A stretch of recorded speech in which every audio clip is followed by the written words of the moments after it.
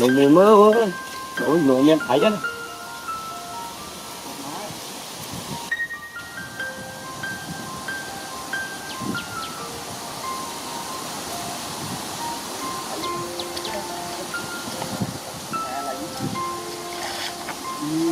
Mọi người mệt đam thì nó nói là ơi. Mọi người thấy quá thơm lụng bọng đi mớ ấy. Một bàn thầy quay lên vẫn. Còn đi mỏng này. Trong cái ngõ. Cài đài bỏ quyện mình rồi hơn đây. Tôi bắt một bàn.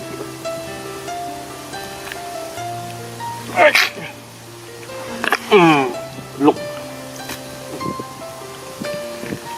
đặt những chỗ thấy lăng màu đó mới bữa đây một ba chục trụ lên ơi đó kìa này đọc ông vững rồi đặt món đặt đồ một cái đồ một cái trên nó tầm hẻm không nữa có dân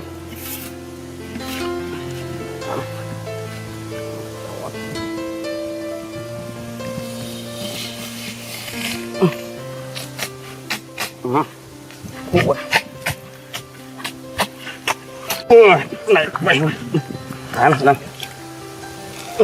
hàng người chết rồi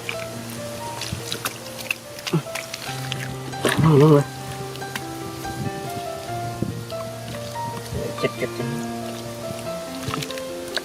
rồi bị một lại về trâu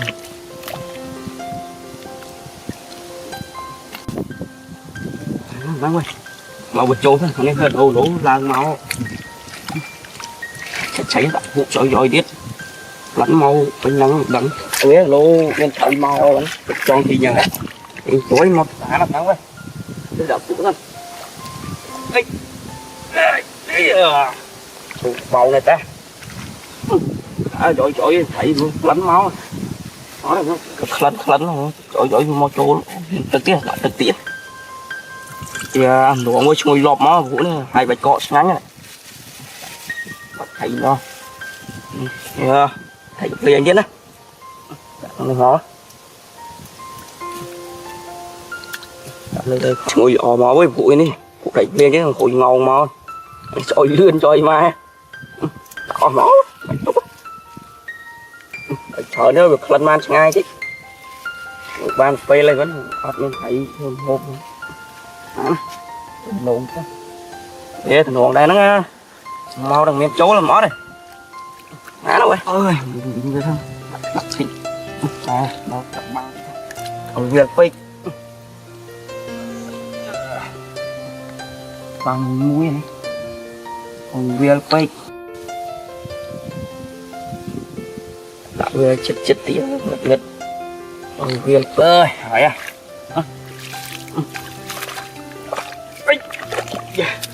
thấy không tôi không với mấy cái lô cái thầy lang mua gì vẫn ơi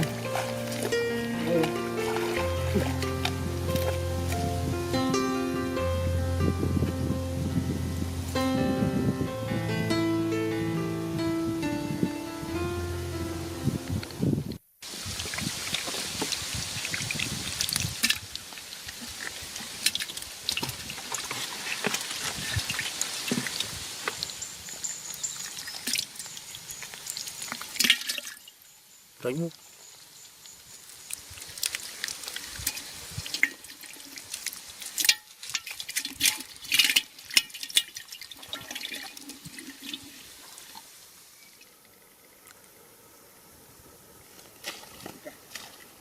Ôi, lên.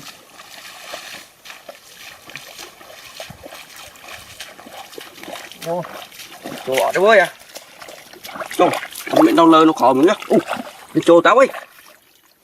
Má má nên nó lơ với ắt chú là con má ơi má bay ra không giống nè thôi má monster hai con má sắp thành tẩy nha má thở đuối à Mẹ thô máu. Ui trời, trời mẹ đã. Trời mẹ. Tao mày trốn là mọt phần đấy. Trời ơi.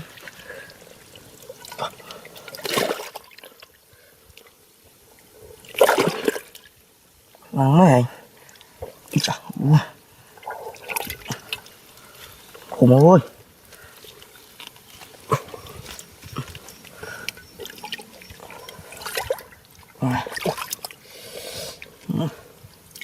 Cái này nhỉ.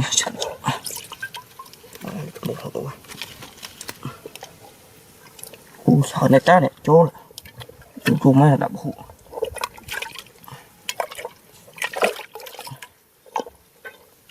Ý mà mông quỷ luôn đi ơi. Chỗ này. Dạ, sao ok được đâu nè.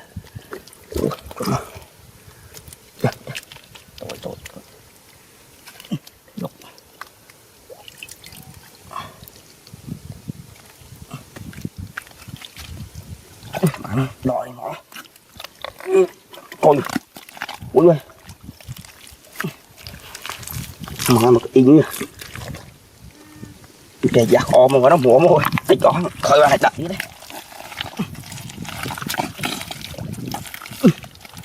Bơ tiếng này khổ. Trời. Căng mai. Ôi, chả đủ quẹt thôi. Wow. Bạn này, yeah. Ôi, tập quần như vậy. Tập cái này. Dạ, trời, lại mùi bạt rồi. Trong này. Tập chạy ốc xem, ngon lắm.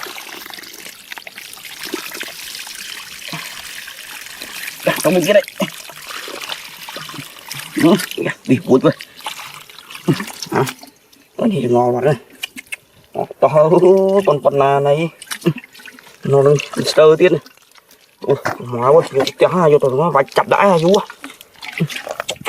Ô, thùng hùng ló này. À, chân phải tuần nữa. Chỗ pin cao ná này. Ô, thùng hùng ló máu ơi. Má này, chú ơi, té. Ui, ngon này.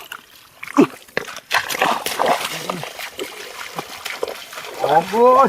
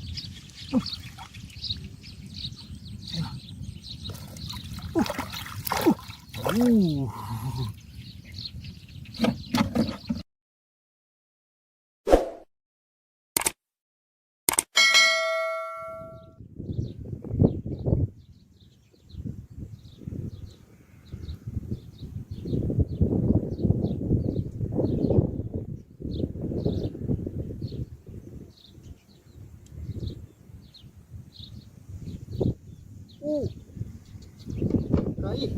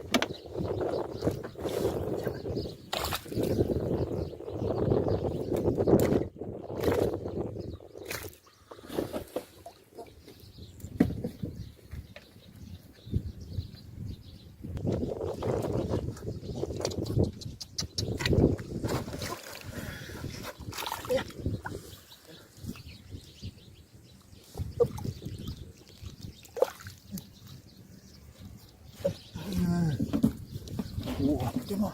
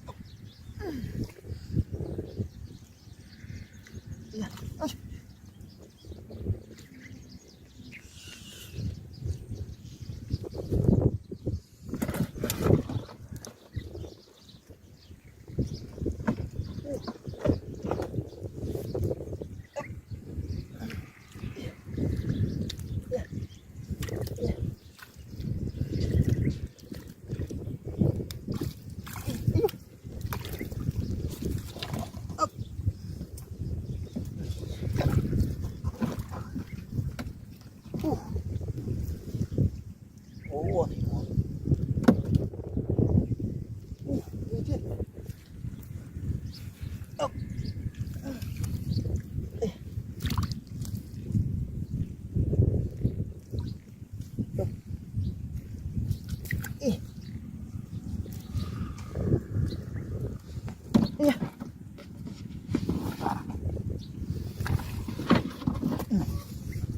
Ừ.